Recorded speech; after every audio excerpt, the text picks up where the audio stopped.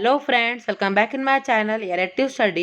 इस वीडियो में देखेंगे क्लास 9 साइंस की बुक का chapter 5 the fundamental unit of life. तो चैप्टर स्टार्ट करने से पहले थोड़ा सा हम इसके चैप्टर के नेम के बारे में जानेंगे।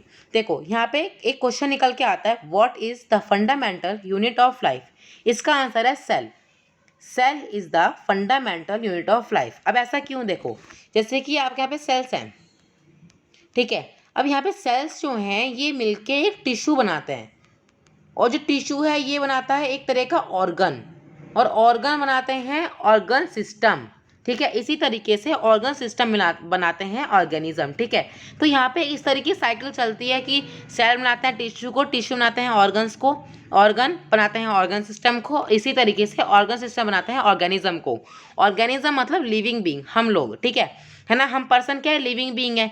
तो आप समझ पा रहे होंगे कि हम सेल को फंडामेंटल यूनिट क्यों कहते हैं, क्योंकि हम लिविंग बीइंग किससे बने हैं, सेल से बने हैं। अगर सेल्स नहीं होंगे तो हम भी नहीं होंगे, इसलिए सबसे छोटी यूनिट मतलब सेल, सेल को हम फंडामेंटल यूनिट मानते हैं अपनी लाइफ की। तो चैप्टर 5 में हम सेल्स के बारे में पढ़ेंगे कि सेल्स को किसने डिस्कवर किया था, कब किया था, है ना। सेल्स के अंदर क्या क्या चीज़ें होती हैं। चलिए स्टार्ट करते हैं। While examining a thin slice of cork, Robert Hooke saw that the cork resembled the structure of honeycomb consisting of many little compartments। तो रॉबर्ट हुक ने यहाँ पे कॉर्क की स्लाइस को एग्जामिन किया था, और उसके अंदर उन्होंने देखा था कि उसके अंदर उन्हें हनी कॉम के स्ट्रक्चर दिखाई दिए थे। हनी कॉम मतलब जो मधुमक्खी का छत्ता होता है ना, उसे कहते हैं हनी कॉम। तो जो कॉर्क की स्लाइस थी उसके अंदर उन्हें हनी कॉम के स्ट्रक्चर दिखाई दिए। कॉर्क है ना, कॉर्क का मतलब होता है कि जो ट्री की छाल होती है, पेड़ की जो छाल होती है ना, बार्क ऑफ अ ट्री, पेड़ की जो छाल होती है वही होता है कॉर्क, वहीं से हमें कॉर्क मिलता है। This was year in the 1665 में रॉबर्ट हुक ने जो कॉर्क की स्लाइस होती है उसे एग्जामिन किया था सेल्फ डिज़ाइन माइक्रोस्कोप से। और रॉबर्ट हुक ने जो ये हनी कॉम के जो बॉक्सेस से थे, है ना, हनी कॉम का जो स्ट्रक्चर था, इसे उन्होंने सेल बताया, और सेल्स को हम लैटिन में कहते हैं लिटिल रूम। अब आपको यहाँ पे सेल्स के बारे में थोड़ा सा समझ में आना शुरू हो गया होगा। This may seem to be very small and insignificant incident but it is very important in the history of science. उस टाइम पे इसे इतना इंपॉर्टेंट नहीं, इसे इतनी इंपॉर्टेंस नहीं दी गई, मतलब जैसे कि फर्स्ट चीज़ थी तो सेल को इतनी इंपॉर्टेंस नहीं दी गई, पर साइंस की हिस्ट्री में ये बहुत इंपॉर्टेंट चीज़ है। This was a very first time, ये पहली बार था कि किसी ने यहाँ पे लिविंग थिंग में से कोई यूनिट्स को सेपरेट किया है ना। और इन यूनिट्स को ही हम यहाँ पे सेल बोलते हैं, है ना।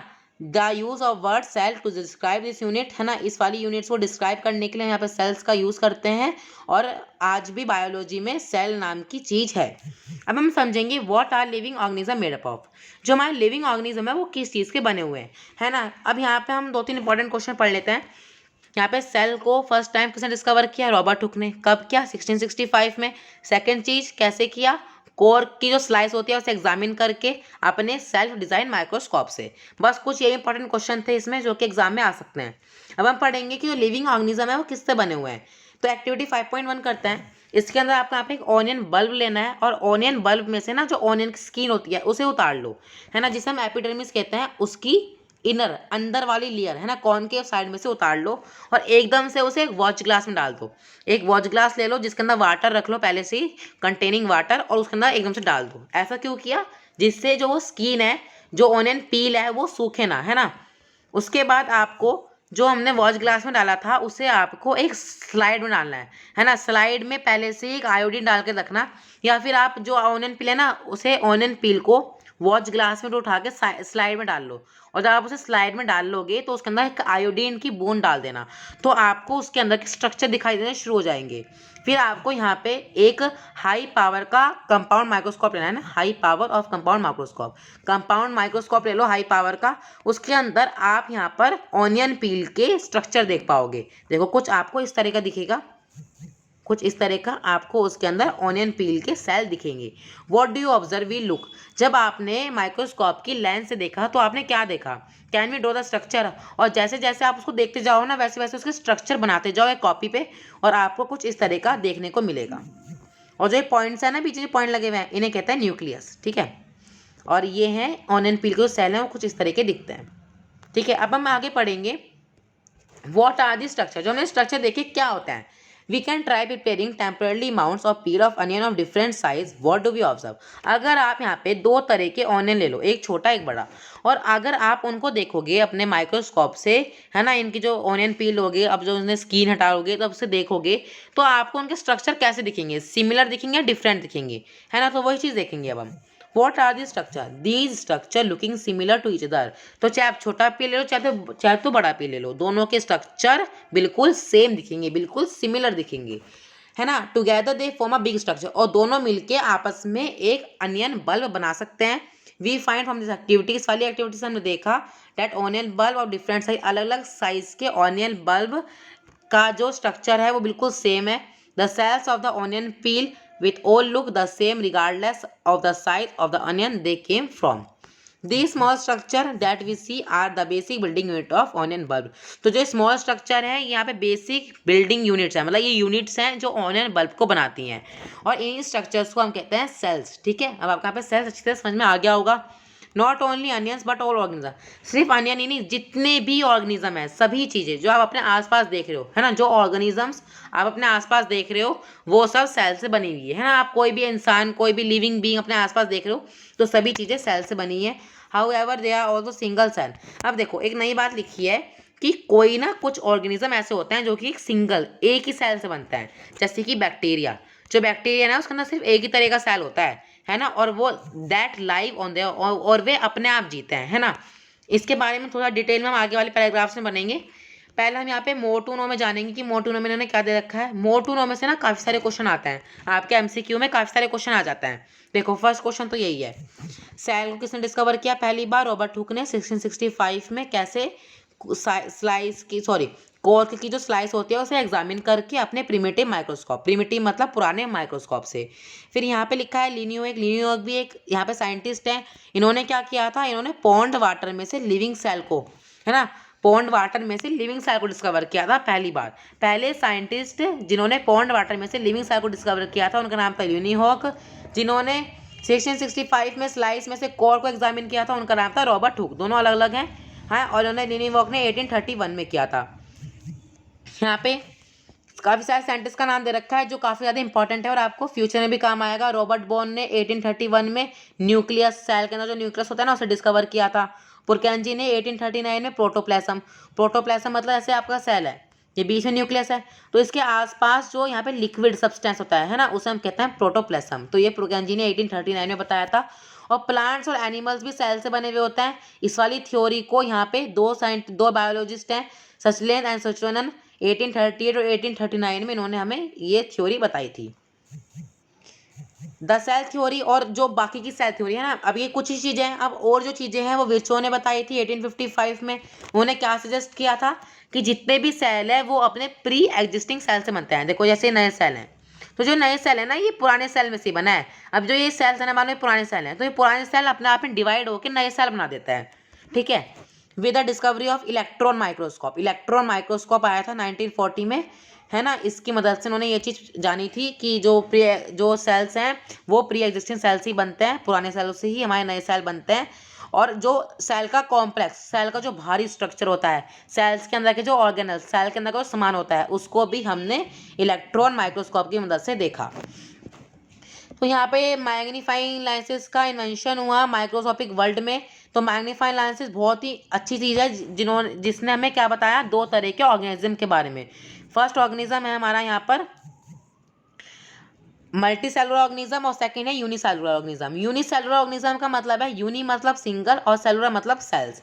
यूनिसेलुलर ऑर्गेनिज्म वे होते हैं जो सब्सटेंस एक सेल से बना है, जैसे कि बैक्टीरिया किसी एक सेल से बना है, तो बैक्टीरिया क्या है, यूनिसेलुलर ऑर्गेनिज्म। अब मल्टी सेलुलर, मल्टी मतलब मैनी और सेलुलर मतलब सेल। तो मल्टी सेलुलर के एग्जांपल आप ले सकते हो प्लांट्स और एनिमल्स। प्लांट्स और एनिमल्स काफ़ी सारी सेल से मिलकर बना है, तो ऐसे को कहते हैं मल्टी सेलुलर ऑर्गेनिज्म।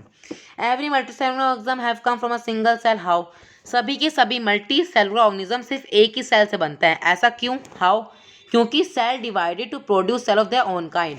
जो सेल हैं वे अपनी ही तरह के और सेल बनाते रहते हैं, और सेल और जितने भी सेल है ना वही चीज़ है।